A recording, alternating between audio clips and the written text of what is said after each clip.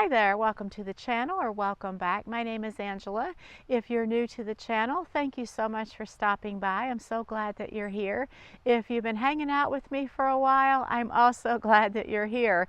Today I had a couple of other topics that I wanted to share with you guys, anything but what I'm actually going to share with you guys. This is something that hit me last night when I was kind of just chilling out, getting ready for bed, and when you get sleepy and your mind starts wandering, and kind of I identified a problem and then went on to keep thinking about it and came up with a solution, all while I was getting drowsy trying to fall asleep.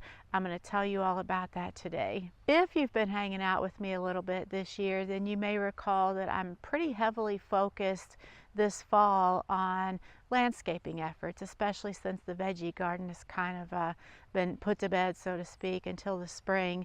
And I have a couple of different garden beds that are shrubs, perennials, things like that around the house. And there's one in particular that I'm going to share with you. This little bed has been here like for a few years. I've been planting in it, not heavily, but I do have a few things planted there. And while one or two of the plants there have thrived, a few more of them have not. They've just been kind of like feebly hanging on, not really flourishing, and in the process of dying, or so it seems. And it hit me last night that this bed is right near a black walnut tree. And I've known for a while that black walnut trees, they don't play well with every other plant. They produce a chemical called juglone. It's present, at least this is just from what I've read and looking it up, present in every part of the tree, and it concentrates pretty heavily in the soil that's underneath the canopy. And this bed that I'm going to share with you guys is, I'm looking at it right now, it's just at the edge, like the tree line of the canopy.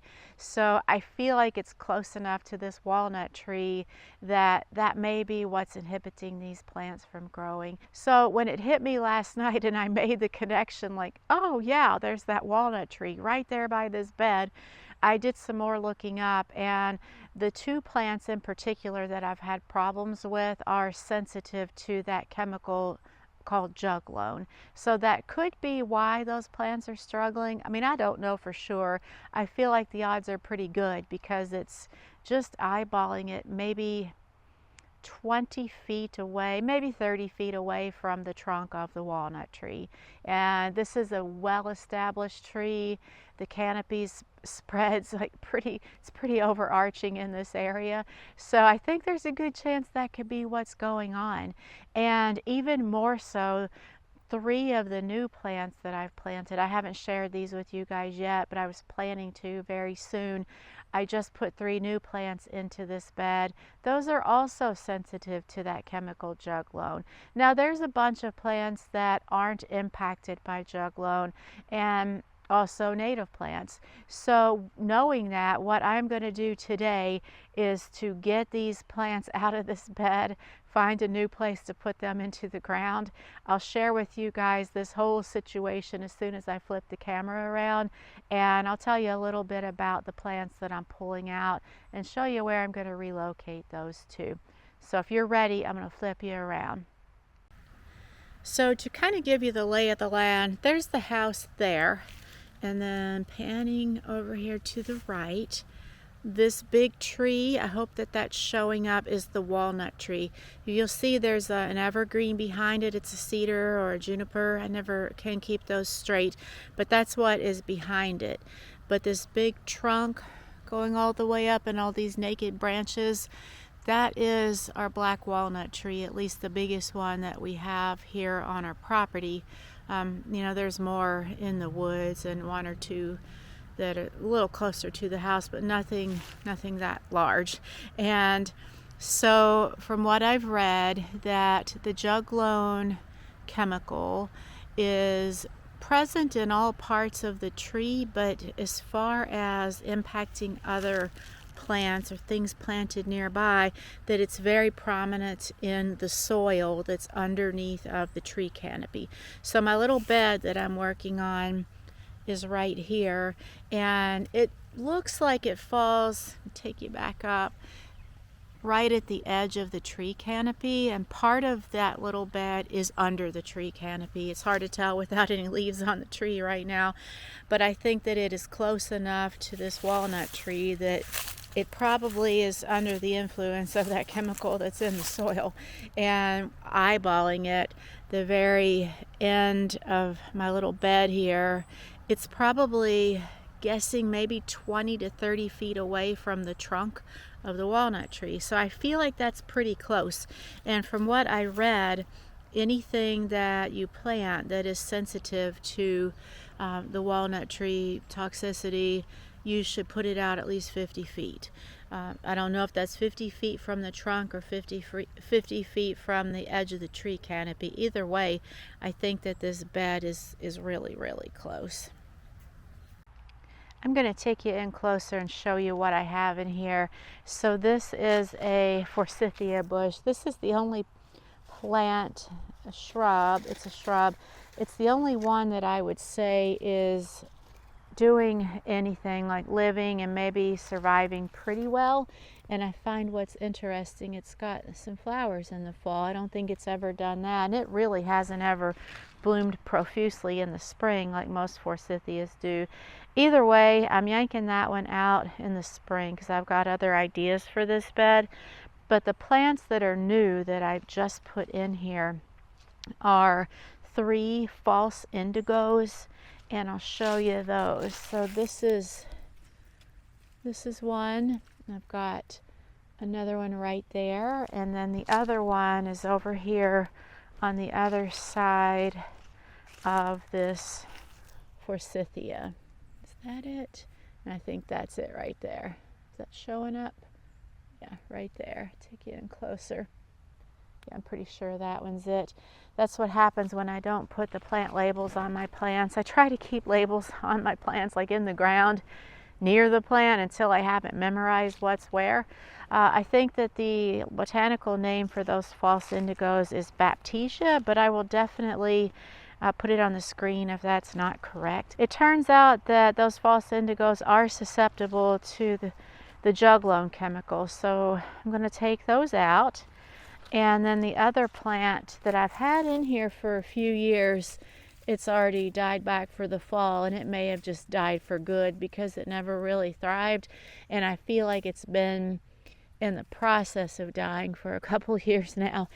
Maybe it's been in the ground for 4 years, something like that. That's a Potentilla Goldfinger, so I might just yank that one out. I've got a whole plans for this bed, including doing some nice edging to it, mulching it, extending it. I'll talk more about that in future videos. But for today, I want to get these Baptisia out as soon as possible. And I do have a location in mind for those. I'm going to take you over here. And that walnut tree is not the only one that we have on our property here. I think it's definitely the largest one, at least the largest one this close to the house. So I'm not too worried about other locations yet. So where I am now, I'll give you kind of a little in relation to, there's the shed and the veggie garden is all over there. And we have can you guys hear the birds? There is a little bit of a creek bed that runs down behind this ridge and goes over this way, all the way over to the pond, which is over there. It's only a functioning like a wet creek bed with water running through it when we've had very heavy rains. Almost every other time it's dry. So I have this very large space here that was kind of vacated when we had some old spruce trees taken down that were dying. There were 2 or 3 of them here that we've had removed over the last couple of years. So it's opened up this area and left me with some planting space. And I already have I have 1 sapling and 1 to go in. This one is a a birch, and I just put it in this year. I don't know if it's even still alive. It was a really bad time to get trees in the ground this summer because of the extreme drought, and it was hard to keep them watered good enough for them to stay alive, I feel like, anyway. We'll see if it comes back in the spring. But I do have plans for this whole space here, and I'm thinking what I may do is move those Baptisia. Let me back up a little bit and just kind of dot them here for now. I can always move them later, but at least for now, just to get them into a safer spot, that's kind of where they're going to go, pretty sure. So that's what I had to share with you guys today. Have you guys dealt with black walnut trees, and how did it impact your garden? What kind of solutions did you come up with other than just finding better places for the other plants? It's kind of hard to move a tree, and I feel like that big walnut tree, the lower branches are starting to die off, and I feel like it has some issues. So it might not be with us for even a few more years, but for right now, that's what I'm dealing with. So I'm going to get those 3 plants moved, and next video I have something a little more fun to share with you. The thing that I had planned to do today, and then last night when I had my epiphany, I realized I got to get this taken care of. I thought, well, I'm going to share this with you guys in case you haven't heard about this, or in case you have and you've dealt with it and you have some ideas to share. And other than that, thank you so much for hanging out with me today, and I will talk to you next time. Bye.